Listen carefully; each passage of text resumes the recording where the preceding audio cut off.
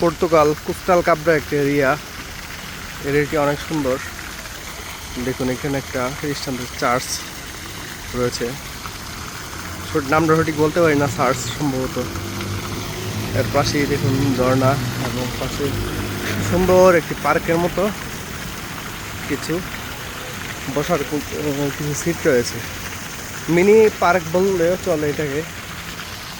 কত সুন্দর! এই এরিয়াটির নাম কোস্টাল কাবরা, পর্তুগাল কোস্টাল কাবরা এরিয়া। মোটামুটি সুন্দর।